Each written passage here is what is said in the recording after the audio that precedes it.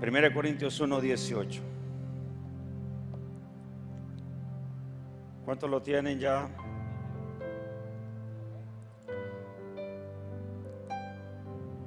Porque la palabra de la cruz, ¿qué dice que es?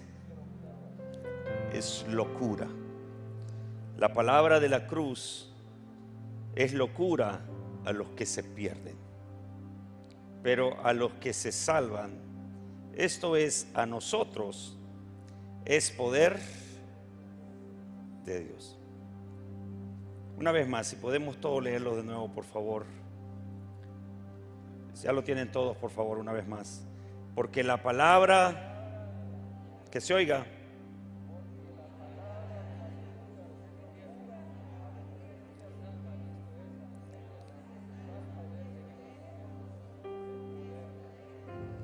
Amén.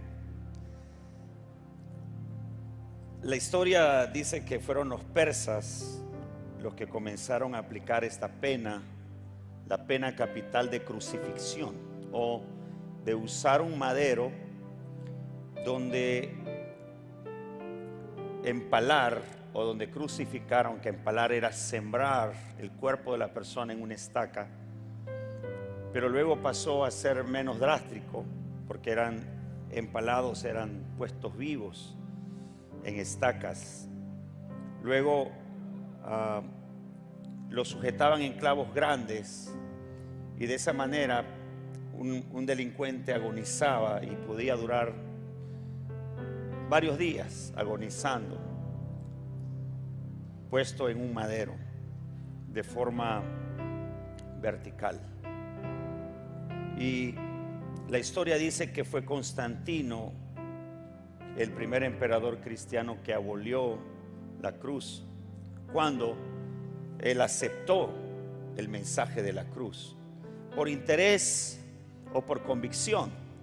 Aún la historia no revela cuál fue la razón, aunque luego vemos que él nacionalizó el cristianismo, y de ahí fue donde nace la Iglesia Universal, como conocido todos por la Iglesia Católica.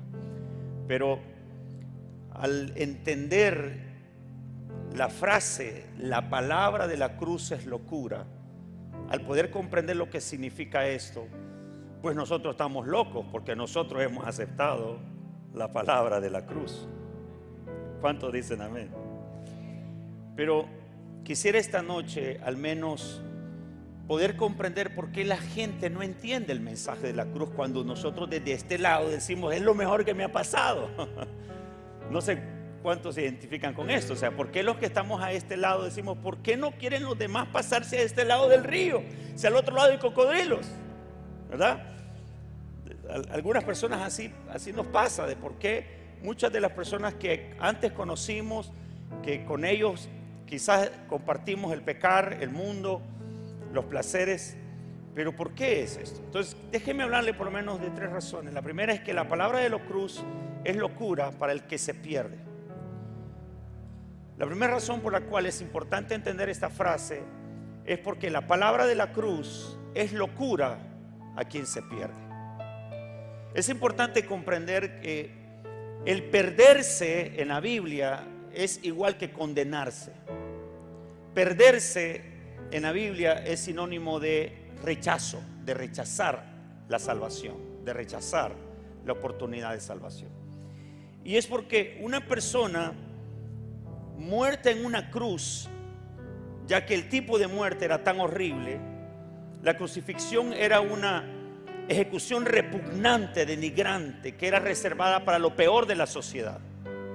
Entonces, una persona que no acepta el mensaje de la cruz es porque dice: ¿cómo voy a adorar a alguien que murió de una forma repugnante?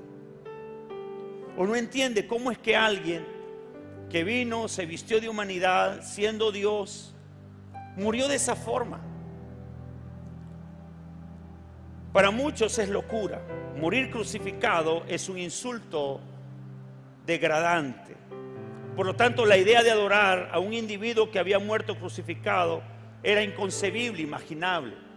En el momento en que Pablo escribe esto en los Corintios, él mismo ha sido rechazado por judíos, por griegos, por romanos, por diversas etnias, que dicen: ¿cómo es que predicas a una persona que murió crucificado y ese que murió crucificado está diciendo que salva a la humanidad? No empata en la mente, no es comprensible en la mente. Los judíos, por cierto, demandaban y decían: no, queremos un Mesías salvador, no que va a morir en una cruz o que murió en una cruz. No, queremos un Mesías salvador que sea conquistador, que sea un emperador, un dictador, alguien que pague y que se vengue de lo que han hecho muchos pueblos con nosotros. Pero uno que muere en una cruz y que se dice ser hijo de Dios es inaceptable. Los griegos decían: ¿cómo vamos a hablar de alguien que salva a la humanidad muriendo en la forma en que murió? Cuando lo que queremos es escuchar sabiduría, lo que queremos es oír ciencia. Por eso el versículo 19, si ustedes lo leen, por favor, dice: pues está escrito: destruiré la sabiduría de los sabios y desecharé el entendimiento de los entendidos. ¿Dónde está el sabio? ¿Dónde está el escriba? ¿Dónde está el disputador de este siglo? Pablo está entendiendo y dice: los griegos quieren no la locura de la cruz, quieren sabiduría, quieren gnosticismo, quieren conocimiento, quieren sapiencia. Y por eso la Biblia dice que este mensaje ha sido entregado a los sencillos, a lo peor del mundo, para avergonzar a los sabios.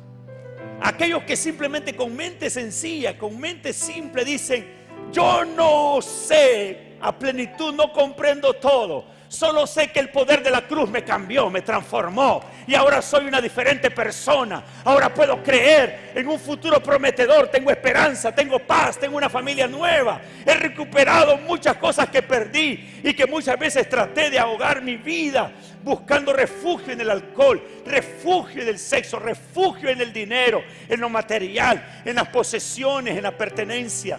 Mas ahora me doy cuenta que el poder de la cruz es suficiente para devolverle a mi vida todo lo que necesitaba. Y esto es lo que los oyentes del mensaje de la cruz dicen: ¿cómo es posible? Y por eso se pierde. Por eso se pierde. La cruz, diga conmigo, la cruz es el precio justo por la salvación mía. Escuchen por favor de nuevo esta expresión. La cruz es el precio justo por la salvación suya y mía. La única manera en la que nosotros podemos hoy decir: soy libre de pecado. ¿Cuántos pueden decir esto? Yo estoy libre de pecado. A nadie lo pudo decir. ¿Cuántos pueden decir: yo estoy libre de pecado? Atrévase a decirlo. Parece que no, ¿verdad? Algo han hecho, algo han hecho. A ver todos: yo estoy libre de pecado, porque ya no soy esclavo del pecado. El poder decir esto con autoridad es porque el poder de la cruz obró en mí.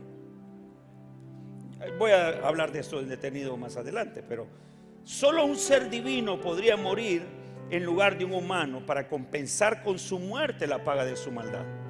Como fue dado, escuchen esto. ¿Recuerdan ustedes con qué cubrió Adán y Eva su desnudez? ¿Quién recuerda?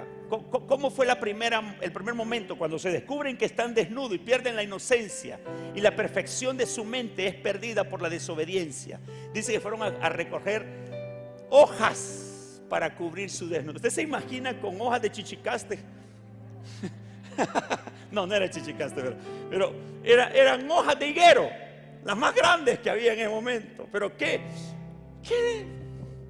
No quiero decir una payasada porque es algo tan sacro lo que estoy diciendo, pero con hojas tapar su desnudez, sus partes nobles. Y sentían vergüenza.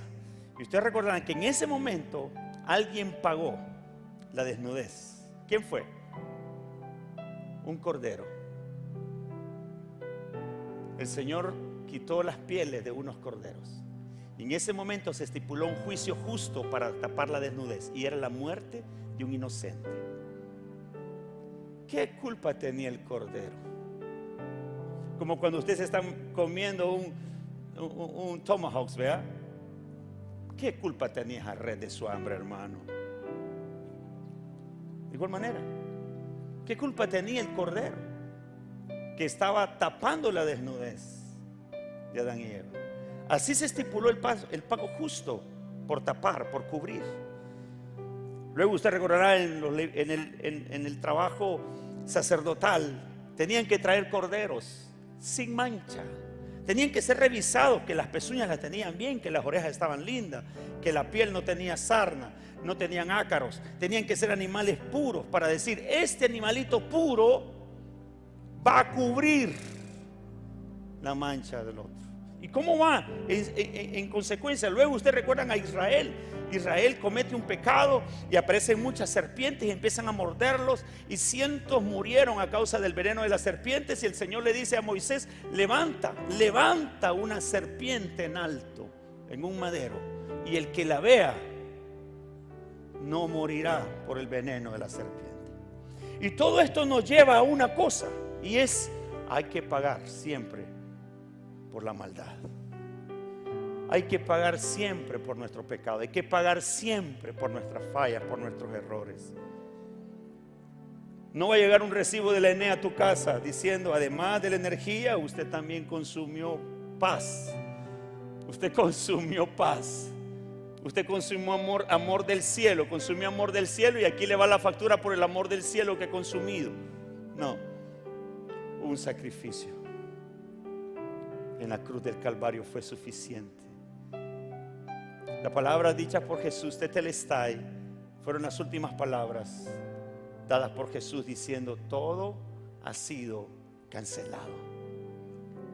No hay ni un error más que el ser humano tendrá que pagar con animalitos, ni ningún otro justo, ningún otro sin culpa pagará por la culpa de otro, porque era suficiente la muerte de Cristo Jesús. Esta es la diferencia de creer para condenación o creer para salvación. La cruz de Cristo. Por eso el pecado, hermano, es una cosa seria. Escuchen esto, el pecado es una cosa seria. Debemos ser más conscientes de esto continuamente. Cualquier error, cualquier falla que tengamos moral, de pensamiento, cualquier falla que tengamos en nuestro comportamiento, en nuestra actitud, es algo serio.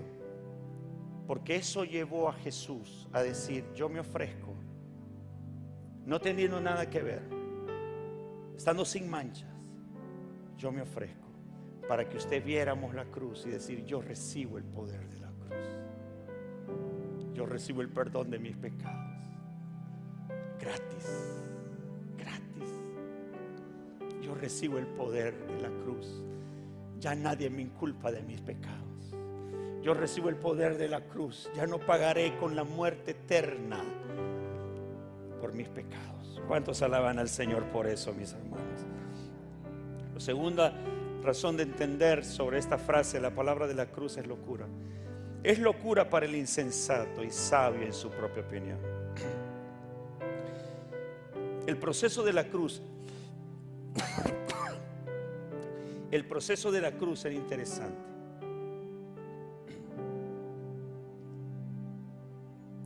Empezaba con unos azotes. Había que doblar el espíritu de una persona cuando iba a ser crucificado. Había que quebrantar el espíritu de una persona cuando iba a ser crucificado. La mejor manera era azotarlo.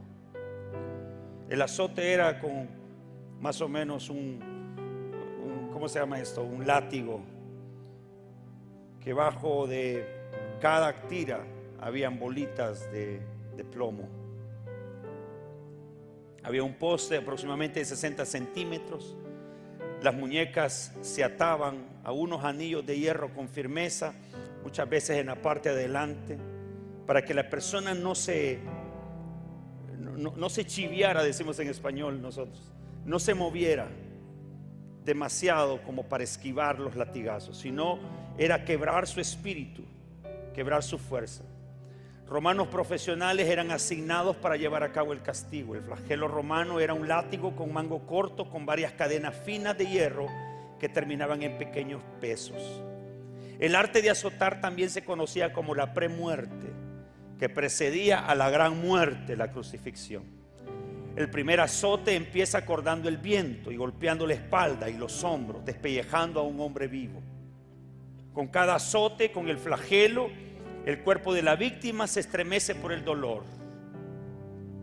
Hay dolor más allá del propio dolor. La ley hebrea permitía un máximo de 39 azotes. Por eso 39 azotes fueron los que le cayeron a Jesús.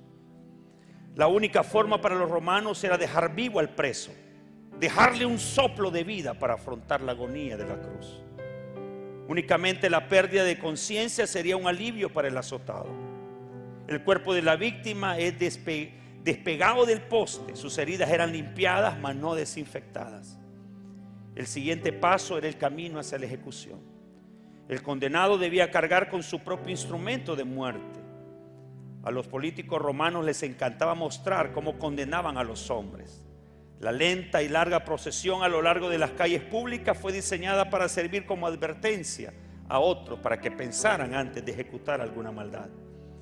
Normalmente un centurión era asignado como el verdugo o el carnifex, carnicero, servorio, siervo, ejecutor público de Roma que ejecutaba personas de los niveles más bajos.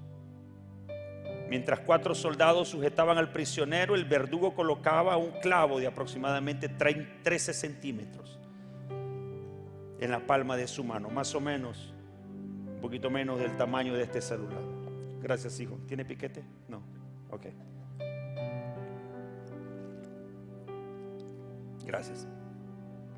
Una pequeña pieza saliente, similar a un cuerno de rinoceronte llamada cédile, se colocaba en la entrepierna, en esta parte. Esta servía para guiarle, para quitarle peso de las manos del condenado. El siguiente paso era clavarle los pies.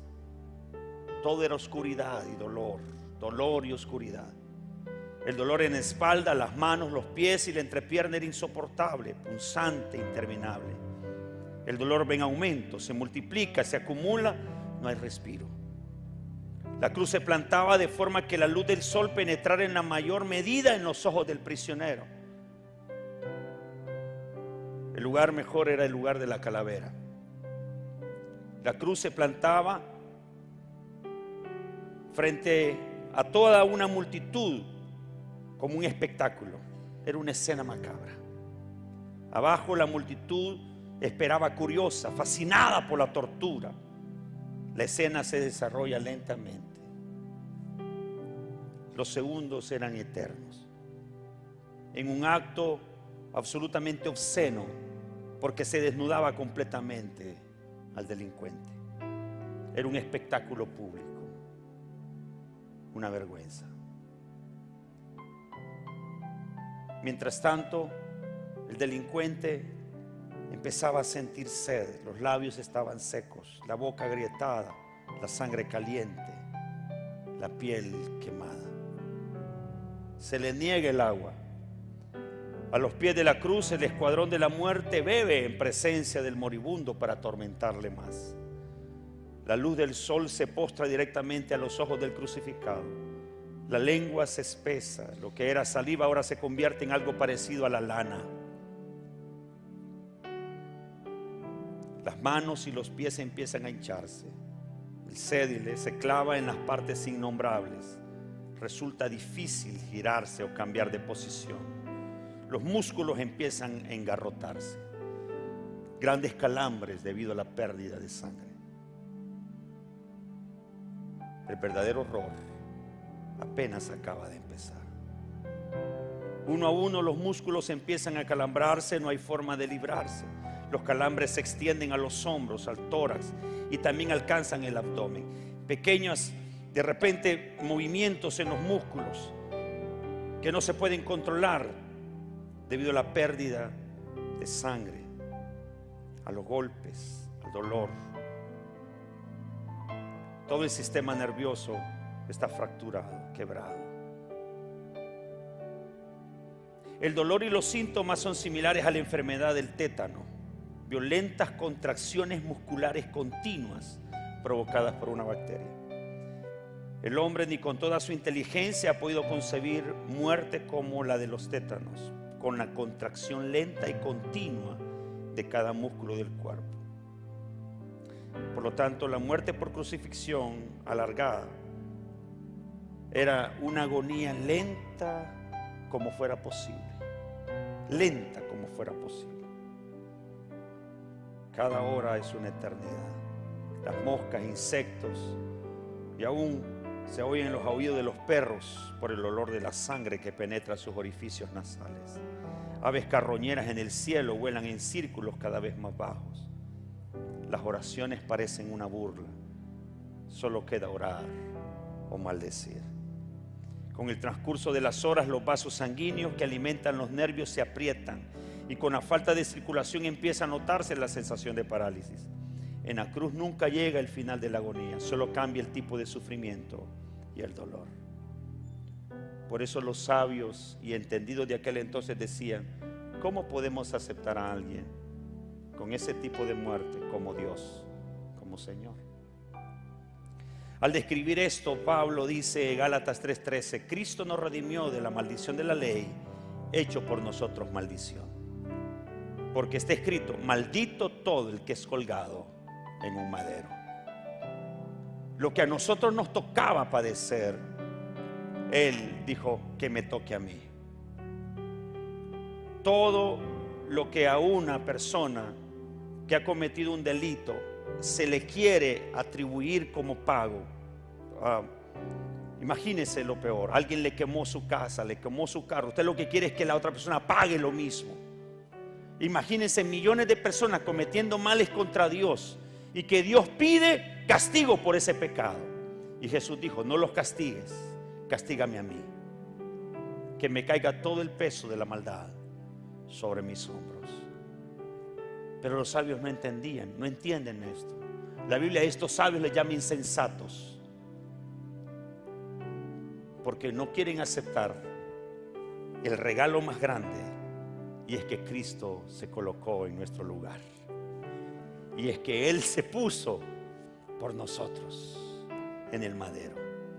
¿Alguna vez se ha imaginado cómo hubiera sido si usted hubiera pagado por sus actos? Si el estándar de pago era la crucifixión. ¿Se ha imaginado alguna vez cómo hubiera sido esto? Yo creo que no tenemos la capacidad. Por eso cuando Jesús dijo: si alguno quiere venir en pos de mí, niéguese a sí mismo y crucifíquese cada día, tome su cruz. Y todos entendemos que el Señor no estaba hablando literalmente de ir a un madero, pero sí de negarnos a querer vivir como nosotros o como la carne quiere vivir. Es de decidir: yo quiero realmente apreciar esa cruz, viviendo para Él, honrando la cruz, honrando ese pago, honrando el amor, honrando lo que se dio por mí. Oh, yo amo esa cruz.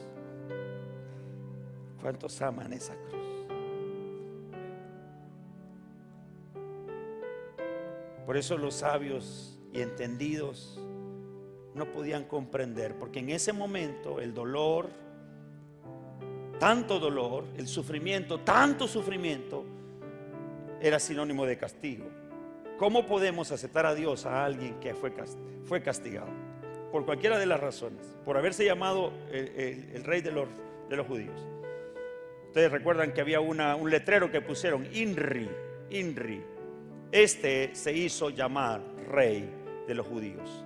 Era la costumbre clavarle en el pecho un rótulo con la maldad.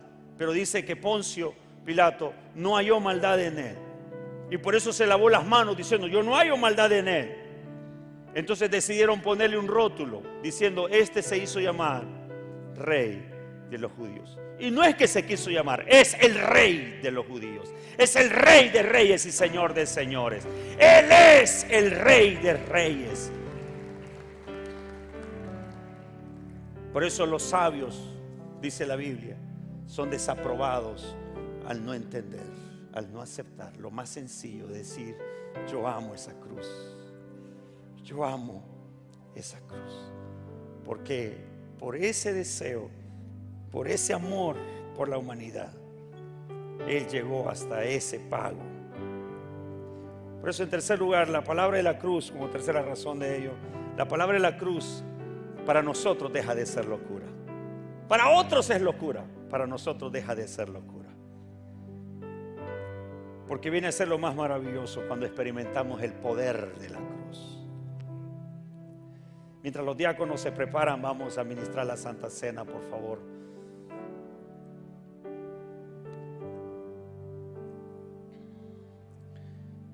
Pero la mayor experiencia de un cristiano al probar la cruz es una transformación, es la santificación. Y la santificación no es posible. Platicaba con un joven, un día de estos nos visitó de Tocoa. Yo lo conocí por sus padres que vinieron también a una asesoría matrimonial.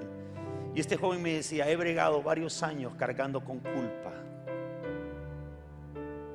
He cometido errores de adolescente, errores de niño, y yo no sé qué hacer con la culpa.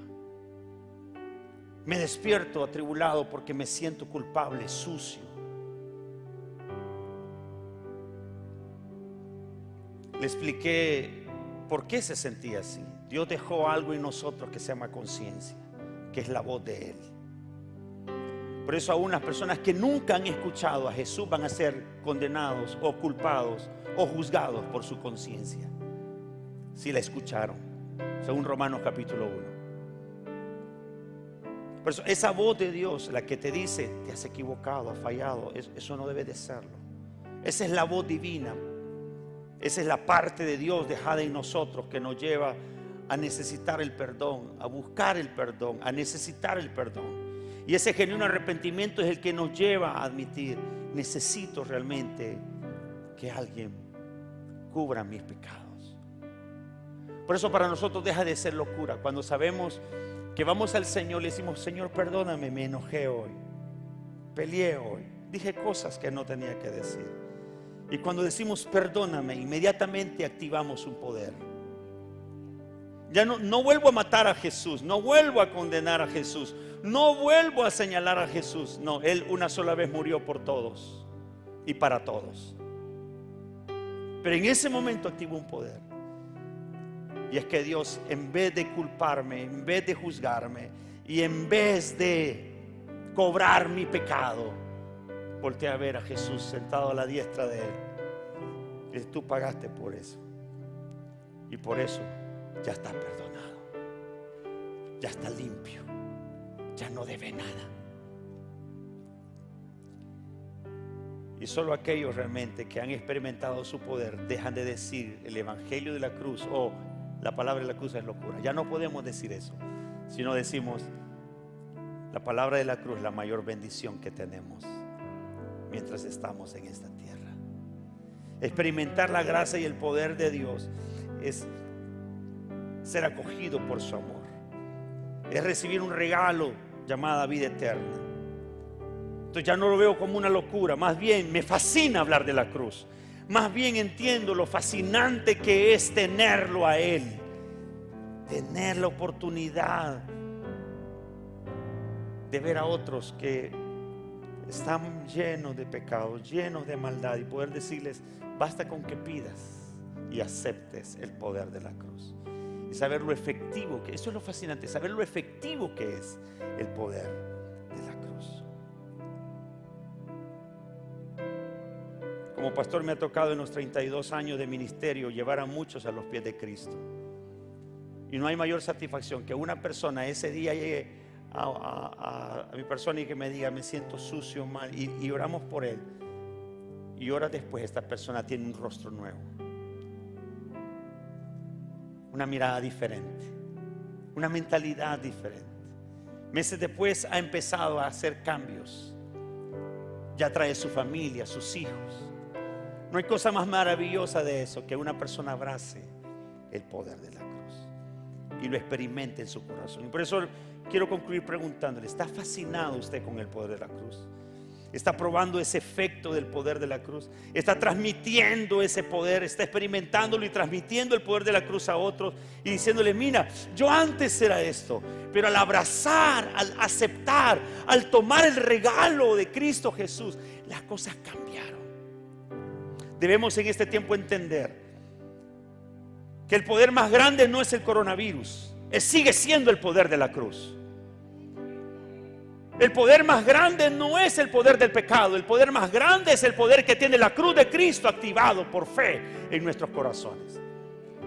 Debemos hablar más del poder de la cruz, debemos hablar más y hacer correr más el poder de la cruz, sentirnos comprometidos de cualquier manera en que se hace, hablar de la cruz de Cristo. Quisiéramos tener oportunidades para predicar en la radio, predicar en la televisión, predicar en los medios, en las redes sociales. Usted debe decir: yo quiero que se haga, yo quiero que se predique, yo quiero que se alcancen a otros para Cristo. Sienta usted esta misma pasión de decir: como Cristo anhela que muchos se salven. Así usted puede decir: yo también estoy fascinado con el poder de la cruz. Estoy fascinado y apasionado porque otros también conozcan y se salven. Esto es lo que hace. La palabra de la cruz ya no es locura, es lo más fascinante que podemos tener.